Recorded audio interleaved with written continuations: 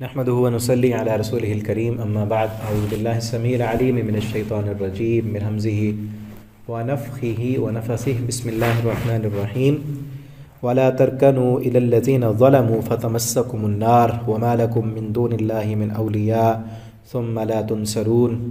ترجمہ قرآن کے سبق میں سورہ ہود آیت نمبر 113 سے ہم نے پڑھنا ہے۔ ولا ترکنوا، اور نہ آپ جھکیں ان لوگوں کی طرف ظالموں جنہوں نے ظلم کیا، فتمسکم النار، ورنہ چھوئے گی تمہیں آگ۔ یعنی ظالم مشرک نبی کریم صلی اللہ علیہ وسلم کے پاس آتے اور آپ کو آ کر کمپرومائز کرتے، جس طرح سورہ کافرون میں ہے نا کہ وہ آ کر کہتے تھے کہ کچھ آپ ہماری مان لیں اور ہم آپ کی مان لیں گے۔ نبی کریم صلی اللہ علیہ وسلم کے تھوڑا سا دل میں آیا کہ چلو کسی نہ کسی بات پر آتے تو ہیں، لیکن اللہ تعالیٰ نے کہا نہیں، جھکنا نہیں ان کی طرف، اس بات پر کوئی کمپرومائز نہیں ہے۔ لا الہ الا اللہ کی جو دعوت ہے اس پر کوئی سمجھوتا نہیں، کوئی کمپرومائز نہیں۔ وہ تو کہتے تھے نا کہ آپ ہمارے معبود جن کی ہم عبادت کرتے ہیں، ٹھیک ہے، ان کو آپ برا نہ کہیں، ایک دن ہم اللہ کی عبادت کریں گے اور ایک دن ہم ان کی کریں گے، اس بات پر کوئی سمجھوتا کر لیں۔ تو اللہ تعالیٰ نے فرمایا نہیں، اس بات پر کوئی سمجھوتا نہیں کرنا۔ فتمسکم النار، ورنہ تمہیں آگ چھو لے گی، پکڑ لے گی۔ وما لکم، اور یہ کب کیا تھا، یہ سمجھوتا انہوں نے کب کیا؟ یہ سیرت پر یا بلکہ جو تفسیر کے اسباق ہمارا کورس جاری ہے اس میں تفصیلاً بتایا گیا ہے، پیچھے سورۃ النساء جاری ہے ہماری، کہ آپ صلی اللہ علیہ وسلم کا جو مکی دور ہے نا اس کی بھی 3 حالتیں ہیں۔ پہلے دور میں کیا تھا، دوسرے میں کیا تھا، تیسرے میں کیا تھا، یہ آخری دور ہے، ٹھیک ہے نا۔ جب انہوں نے دیکھا کہ مار کٹائی سے بھی کچھ نہیں بنتا تو پھر انہوں نے آپ صلی اللہ علیہ وسلم کو اس بات پر دعوت دی کہ آپ کچھ نہ کچھ کمپرومائز کریں ہمارے ساتھ۔ اللہ تعالیٰ نے کہا نہیں، وما لکم من دون اللہ، اور نہیں ہے تمہارے لیے اللہ کے سوا کوئی دوست، ثم لا تنصرون، پھر تمہاری مدد بھی نہیں کی جائے گی۔ واقیم الصلاۃ، اور یہ کہ آپ نماز قائم کریں، طرفی النہار، دن کے دونوں کناروں میں، وزلفا من اللیل، اور کچھ گھڑیاں من اللیل، رات سے بھی، ان الحسنات یذھبن السیئات، بے شک نیکیاں جو ہیں وہ مٹا دیتی ہیں گناہوں کو۔ اگر گناہ ہوئے ہیں تو پھر نیکیاں کریں۔ یہاں پر دیکھیں کہ نماز، دن کے کناروں کی نماز جو ہے یہ فجر اور مغرب کی نماز، اسی طرح رات کا کچھ حصہ عشاء کی نماز آ گئی، باقی نمازوں کا ذکر بھی قرآن میں موجود ہے۔ تو یہ نماز قائم کرنے کا حکم بھی قرآن میں ہے۔ ذالک ذکریٰ للذاکرین، یہ نصیحت ہے، نصیحت یاد رکھنے والوں کے لیے، جو یاد رکھتے ہیں، جو آخرت کو یاد رکھنے والے ہیں، ان کے لیے یہ نصیحت ہے کہ دن میں 5 مرتبہ اللہ کے سامنے جھکیں اور اپنی آخرت کی تیاری کریں۔ وَاصْبِرْ، آپس آپ صبر کیجئے، فَإِنَّ اللَّهَ لَا يُضِيعُ أَجْرَ الْمُحْسِنِينَ، اللہ نہیں ضائع کرتے احسان کرنے والوں کا اجر۔ جو محسنین ہیں اللہ تعالیٰ ان کے اجر کو کبھی ضائع نہیں کریں گے۔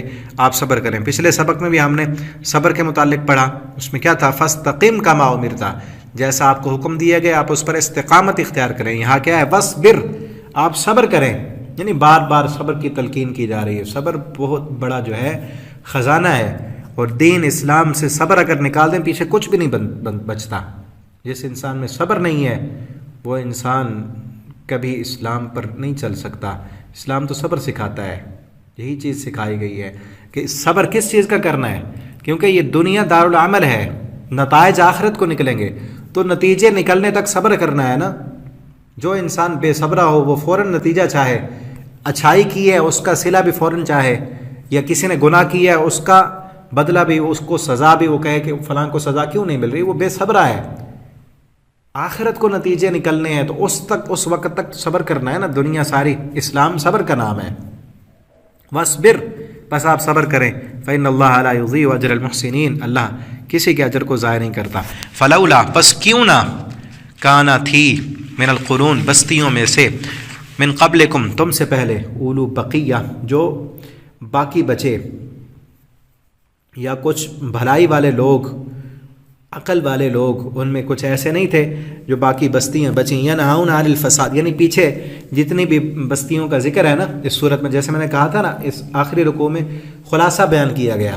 سورہ پیچھے جو ہے قوم نوح کا ذکر تھا، قوم عاد کا، سمود کا، صالح علیہ السلام کی قوم کا، لوط علیہ السلام، پھر موسیٰ علیہ السلام، فرعون کا واقعہ، وہ سارے چیزیں اللہ فرماتے ہیں ان میں کچھ ایسے لوگ نہیں تھے ینہون عن الفساد کہ جو روکتے ان کو فساد سے فی الارض زمین میں، الا قلیلا مگر بہت تھوڑے تھے.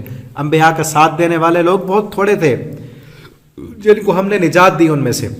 واتبع الذین ظلموا اور پیچھے لگایا ہم نے ان لوگوں کو جنہوں نے ظلم کیا. کن کے پیچھے؟ قوم نوح پر جو عذاب آیا، عاد پر، سمود پر آیا. ان کے بعد بھی جتنے بستیوں والے تھے ان میں سمجھانے والے، عقل والے، گناہوں سے روکنے والے بہت کم تھے. ان کو ہم نے بچا لیا، نجات دے دی. باقیوں کو ہم نے انہی کے پیچھے لگایا جن لوگوں کو ہم نے ہلاک کر دیا. ما اترفوا فی، وہ ان لوگوں کے پیچھے لگایا کہ جن کو وسعت دی گئی تھی، جن کو مال و متاع میں فراوانی ہم نے دی تھی. وما کانوا مجرمین، اور وکانوا مجرمین، اور تھے وہ مجرم.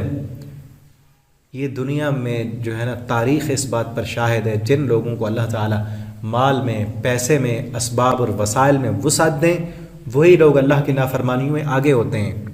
پیچھے جتنے بھی ابھی اس صورت میں ہم نے واقع پڑھے نا، قال الملا، سرداروں نے کہا، بڑوں نے کہا، چودھریوں نے کہا.